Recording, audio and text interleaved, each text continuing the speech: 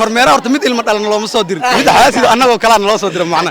cilmi bulshada ka ugu dalanba wuxuu ku dhahay goormuu dhashay Emir ibn Abdulaziz markuu dhashay waxaan ku nooleen walaalo ingiriiska ma talyaani iyo amxaari waxa loo soo diray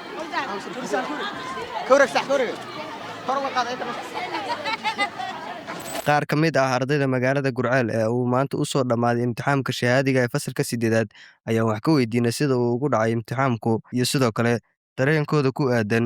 rajada ay ka qabaan natiijada. magacay waa Asma Ali Ibrahim waxaan dhigtaa Xanaan Primary School imtixaanka fudeed uu ahaa siibad xisaab iyo technology fudeed ahaayeen sidoo kale English ayaa ugu adkaa inta kalena caadi ahaayeen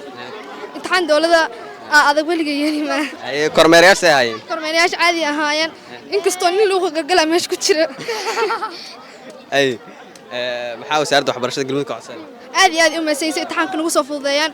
laakiin hal maadana uu adkaado oo aad English inta kale way noo fududeeyeen ma sha Allah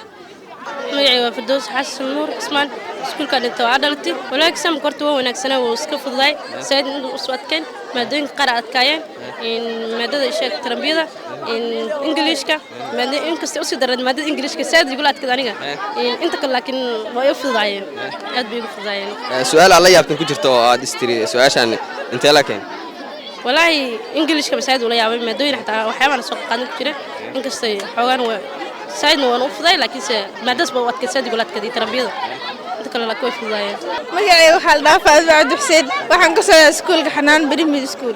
امتحانك ما شاء الله وفضاي وحن الرجين يا إن كان صدق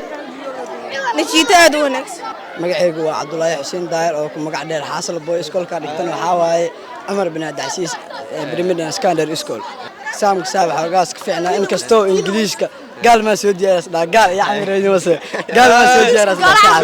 hadana waxa ka darnaa saab wardiyaasha wala jifa saab saan lagu qaado lagu jifa saab jiwa ma anag saab Ingiriiska ma saas oo ay Ingiriiskana ku adkaa saab maada English oo adkay gaal ay soo diyaariyeen badina saab maadooyinkan saafi ahayn maxaa wasaaradda waxbarashada u jeedina oo xabasha wasaaradda waxbarashada waxay aan dhahaynaa saaxib awal imtixaanka maanta waana la jirteen dadka dambe ilmaha dambe 7 soo naqa ilmaha u fududay magacaygu waa Amiiro Yibi Cismaan iskoolkan dhigtana waa iskoolka Almaamuun Birinbiri imtixaankan soo galay xoogaa uu fiicnaa laakiin total waxa ugu adkeeyay laba maado waxay ahayd tarbiyada iyo maadada English horta English la geeyay English taanaka manaka English barnaamij noo safday wax gaar ah loogu talagalay inay noo keenayaan